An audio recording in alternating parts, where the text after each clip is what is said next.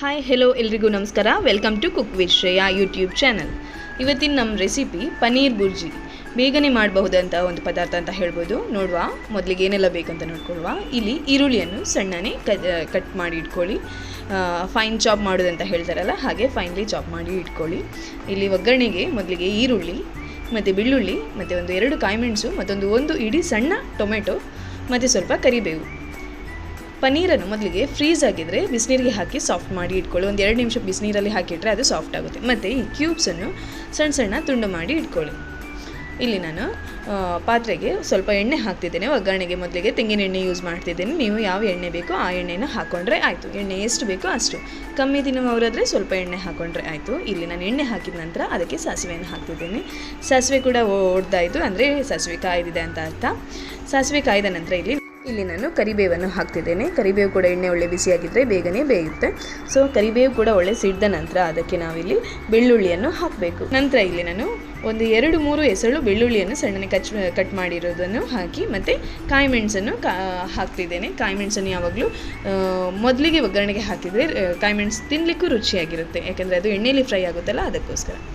Next ಇಲ್ಲಿ ನಾನು ಈರುಳ್ಳಿಯನ್ನು ಹಾಕ್ತಿದ್ದೇನೆ. ನಾವು ಆವಾಗಲೇ ಕಟ್ ಮಾಡಿ ಇಟ್ಕೊಂಡಿರುವ ಈರುಳ್ಳಿಯನ್ನು ಹಾಕ್ಕೊಳ್ಳಿ. ಈರುಳ್ಳಿ ಬೇಗನೆ ಬೇಯಬೇಕಂತ ಇದ್ದರೆ ತಾವು ಅದಕ್ಕೆ ಸ್ವಲ್ಪ ಉಪ್ಪನ್ನು ಹಾಕಿ ಬೇಗನೆ ಫ್ರೈ ಮಾಡಿ ಇಟ್ಕೊಳ್ಬಹುದು. ನಾನಿಲ್ಲಿ ಹಾಗೆಯೇ ಫ್ರೈ ಮಾಡ್ತಿದ್ದೇನೆ. ಈರುಳ್ಳಿ ಸ್ವಲ್ಪ ಕಂದು ಬಣ್ಣ ಬರುವವರೆಗೆ ಫ್ರೈ ಮಾಡಿ. ಇಲ್ಲಿ ನೋಡಿ, ಈರುಳ್ಳಿಯನ್ನು ನಾನು ಫ್ರೈ ಮಾಡ್ತಿದ್ದೀನಿ. ಯಾವುದೇ ಉಪ್ಪು ಹಾಕಲಿಲ್ಲ, ಯಾಕಂದರೆ ಮತ್ತೆ ಹಾಕ್ತೇನೆ ಅಂತ.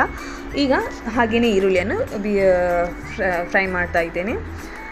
ಈರುಳ್ಳಿ ಒಳ್ಳೆ ರೀತಿ ಫ್ರೈ ಆಗಲಿ, ಹಾಗೆಯೇ ಬಿಡಿ. ಒಂದು 1-2 ನಿಮಿಷ ಹಾಗೆಯೇ ಈರುಳ್ಳಿ ಬಿಡಿ, ಅಲ್ಲೇ ಅದು ಕಾಯ್ತದೆ. ಫ್ಲೇಮ್ ಸ್ವಲ್ಪ ಲೋ ಇರಲಿ. ಈಗ ಈರುಳ್ಳಿ ಕಂದು ಬಣ್ಣಕ್ಕೆ ಬಂತು. ಈಗ ನೆಕ್ಸ್ಟ್ಗೆ ನಾವು ಈರುಳ್ಳಿ ಕಂದು ಬಣ್ಣಕ್ಕೆ ಬಂದ ನಂತರ ಇಲ್ಲಿ ಪನ್ನೀರನ್ನು ಮ್ಯಾರಿನೇಟ್ ಮಾಡಿ ಇಟ್ಕೊಳ್ಳುವ. ಮೊದಲಿಗೆ ಪನ್ನೀರಿಗೆ ಒಂದು 1/2 ಟೀ ಸ್ಪೂನ್ ಉಪ್ಪು, ನಿಮಗೆ ಎಷ್ಟು ರುಚಿಗೆ ಬೇಕೋ ಅಷ್ಟು, ಮತ್ತು 1/2 ಟೀ ಸ್ಪೂನ್ ಹಲ್ದಿ ಮತ್ತು 1/2 teaspoon red chilli powder ಹಾಕಿ ಒಳ್ಳೆ ರೀತಿ ಸ್ಮ್ಯಾಶ್ ಮಾಡಬೇಕು. ಆ 3 ಮಸಾಲೆ ಏನು ಹಾಕ್ತೇವೆ ಅದು ಪನ್ನೀರ್ ಜೊತೆ ಒಳ್ಳೆ ರೀತಿ ಬ್ಲೆಂಡ್ ಆಗಬೇಕು. ಅದಕ್ಕೋಸ್ಕರ ಕೈಯಲ್ಲಿ ಒಳ್ಳೆ ಕ್ಯೂಚಿ ಬ್ಲೆಂಡ್ ಮಾಡಿ ಇಟ್ಕೊಳ್ಬೇಕು. ಈಗ ನೋಡಿ, ಹಾಗೆ ಕೈಯಲ್ಲಿ ಸಣ್ಣ ಪನ್ನೀರನ್ನು ಒಳ್ಳೆ ಸ್ಮ್ಯಾಶ್ ಮಾಡಿ, ಯಾಕಂದರೆ ಪನ್ನೀರ್ ಕೂಡ ಕ್ಯೂಬ್ಸಲ್ಲಿ ಇರುತ್ತೆ. ಸೊ ಅದು ಕೂಡ ಪುಡಿ ಆಗಬೇಕು. ಅದಕ್ಕೋಸ್ಕರ ಹಾಗೆ ಕೈಯಲ್ಲಿ ಸ್ಮ್ಯಾಶ್ ಮಾಡಿ ಇಟ್ಕೊಳ್ಳಿ. ಸೊ ನಿಮ್ಮದು ರೆಡ್ ಚಿಲ್ಲಿ ಪೌಡರ್, ಹಲ್ದಿ ಮತ್ತು ಉಪ್ಪು ಕೂಡ ಎಲ್ಲ ಪನ್ನೀರ್ ಜೊತೆ ಸೇರ್ತದೆ. ಇಲ್ಲಿ ಈರುಳ್ಳಿ ಕಾಯ್ದ ನಂತರ ಅದಕ್ಕೆ 1 ಟೀ ಸ್ಪೂನ್ ಶುಂಠಿ ಬೆಳ್ಳುಳ್ಳಿ ಪೇಸ್ಟ್ ಮತ್ತು ಕೊಚ್ಚಿಟ್ಟಿರುವ ಟೊಮೆಟೊವನ್ನು ಹಾಕಿದ್ದಾಯಿತು. ನೆಕ್ಸ್ಟ್ ಸ್ವಲ್ಪ ರುಚಿಗೆ ಎಷ್ಟು ಬೇಕಷ್ಟು ಉಪ್ಪನ್ನು ಹಾಕಿ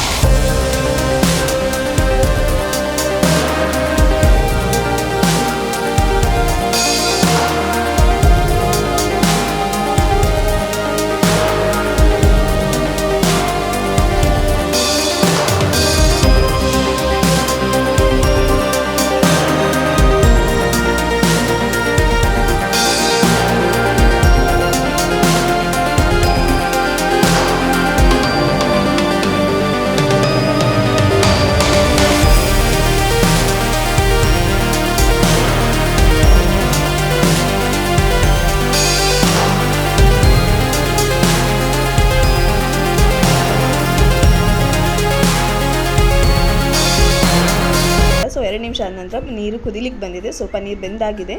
ನೀರನ್ನು ಸ್ವಲ್ಪ ಡ್ರೈ ಮಾಡಿ ಇಟ್ಕೊಳ್ಳಿ. ನೀರೇನಾದರೂ ಫುಲ್ ಇದ್ದರೆ ಒಂದು ಹೈ ಫ್ಲೇಮ್ ಇಟ್ಕೊಂಡು ನೀರಿನ ಅಂಶ ಡ್ರೈ ಆಗಲಿಕ್ಕೆ ಬೇಡಿ. ಈಗ ಇಲ್ಲಿ ನೀರು ಕೂಡ ಫುಲ್ ಡ್ರೈ ಆಯಿತು.